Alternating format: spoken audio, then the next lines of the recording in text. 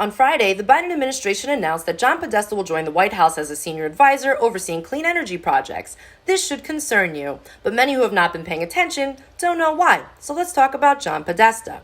John Podesta is an American political consultant who served under Bill Clinton as White House Staff Secretary from 1993 to 1995, White House Deputy Chief of Staff for Operations from 1997 to 1998, White House Chief of Staff from 1998 to 2001, Counselor to President Barack Obama from 2014 to 2015, Chairman of Hillary Clinton's 2016 presidential campaign, and co-chairman of the Obama-Biden Transition Project. His brother, Tony Podesta, was one of Washington's most powerful lobbyists and fundraisers, best known for founding the Podesta Group.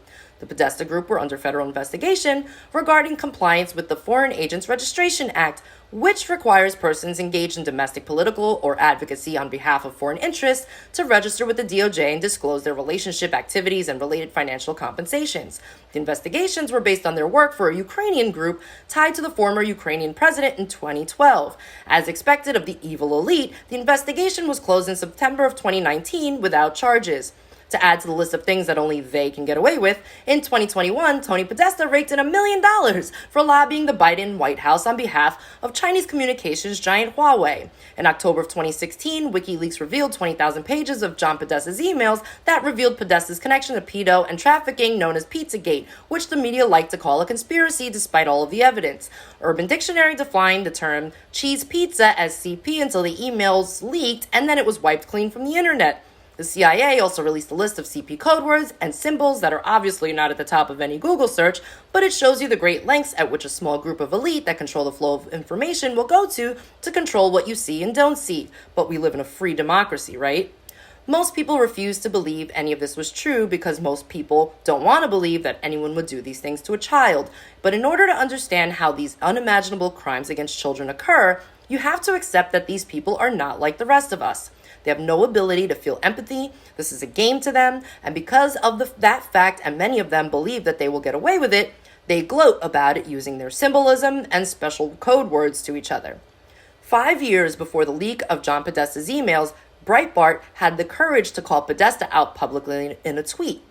1 year later, Breitbart died under suspicious circumstances walking home from his favorite dive bar and just literally dropped dead on the street.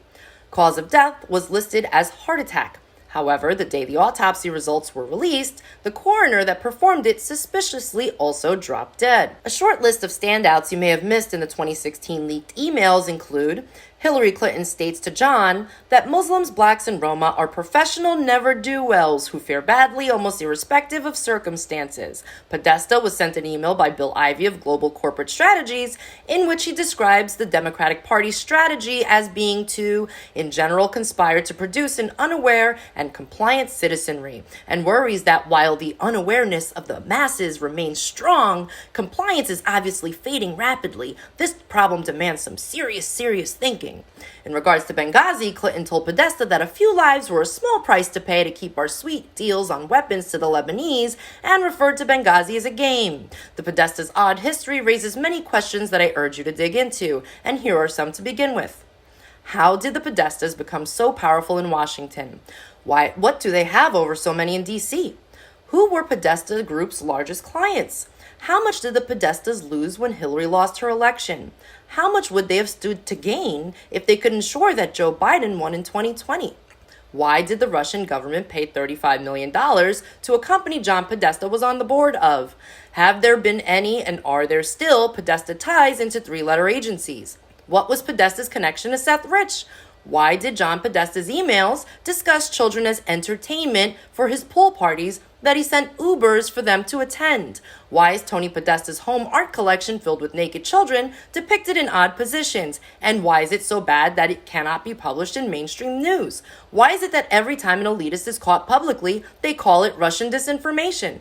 Why did CNN claim that it was illegal to read the leaked emails? What is both John and Tony's connection to spirit cooker Marina Abramovic? What is the connection between the song Hunger Strike, John Podesta, and Chester Bennington? Why did journalists reach out to Podesta during Clinton's campaign to make sure what they were writing about Clinton was good enough? And why didn't they want anyone to know that they checked with him first? Why did 3 police sketches in the Madeleine McCann case look exactly like Ghislaine Maxwell, John, and Tony Podesta? What is the Podesta shower video? What is the Podesta's connection to Puerto Rico? And why did the already drastically in debt Commonwealth pay the Podesta Group $2 million? Finally, why did you miss all of this back in 2016? Look for the truth. The more the public becomes aware of what they've distracted us from, they won't be able to continue to get away with it for much longer. Thanks for listening.